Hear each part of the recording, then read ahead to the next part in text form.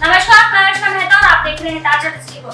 दिन भर की खबर में पहली खबर की ओर बढ़ते हैं, जो कि लोगों और राजनेता के बीच से उठकर ये जातिगत भेदभाव सुप्रीम कोर्ट में भी पहुंच गया है। रूढ़िवादी सोच से अब बाहर निकलकर सुप्रीम कोर्ट ने एक फैसला लिया है। आपको बताएं कि सुप्रीम कोर्ट ने गुरुवार को एक ऐतिहासिक फैसला लिया और कहा कि भारत के जेलों में कई जातिगत भेदभाव नहीं होना चाहिए।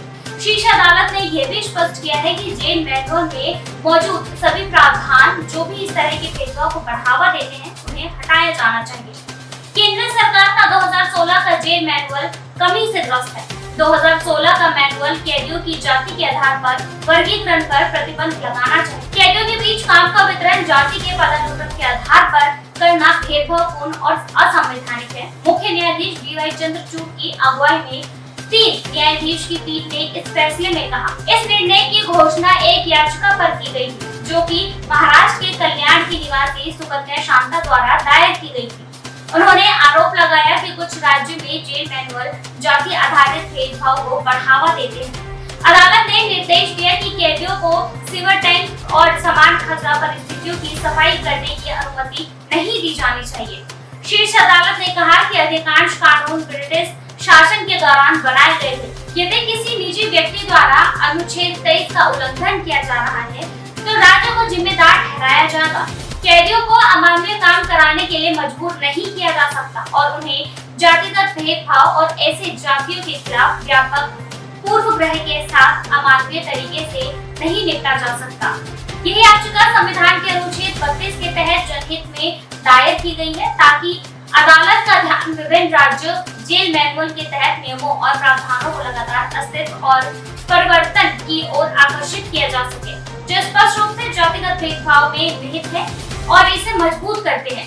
आवेदन पत्र में कहा गया है, इसे ऐसे मैनुअल और जेल प्रथाओं को संविधान के साथ समन्वय करने के लिए उचित दिशा निर्देश की मांग की। वहीं दूसरी खबर की ओर बढ़ते हैं। दूसरी खबर में हाल ही में उच्च न्यायालय ने तमिलनाडु पुलिस द्वारा सद्गुरु के ईशा योग केंद्र के खिलाफ चल रही जांच पर रोक लगा दी है।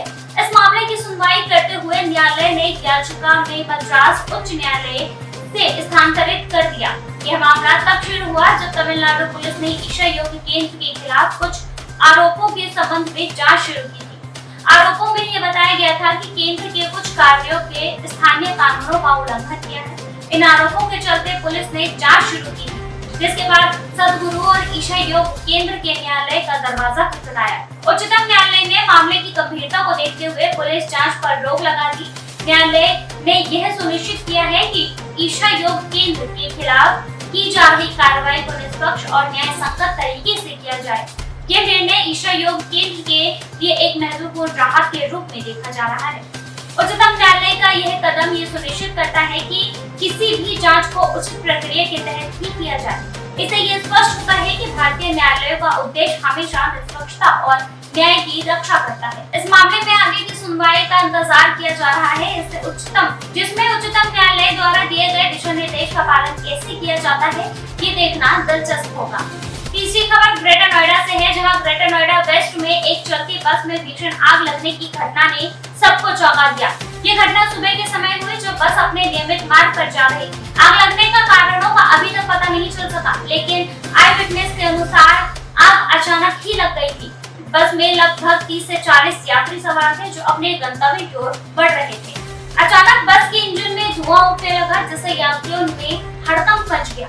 चालक ने तुरंत बस को रोककर सभी यात्रियों को बाहर निकाला। यात्री सुरक्षित बाहर निकलने में सफल रहे, लेकिन इस बीच बस की आग तेजी से बढ़ने लगी। स्थानीय लोगों ने तुरंत फायर ब्रिगेड को सूचित किया। फायर ब्रिगेड की टीम ने समय रहते पहुंचकर आग पर काबू पाया।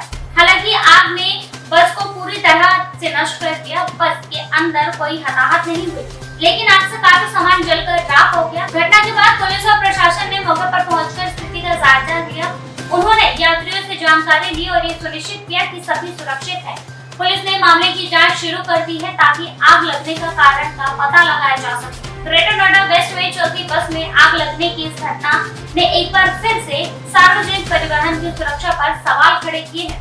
स्थानीय प्रशासन को इस प्रकार की घटनाओं से निपटने के लिए उचित उपाय करने की आवश्यकता है, ताकि भविष्य में ऐसी घटनाएं न हो। यात्रियों की सुरक्षा सुनिश्चित करना हर परिवहन सेवा का प्राथमिक कर्तव्य है। फिलहाल के लिए बस इतना ही। ऐसे ही खबरों के लिए देखते रहिए ताजा दृष्टिकोण। करना ना भूलें।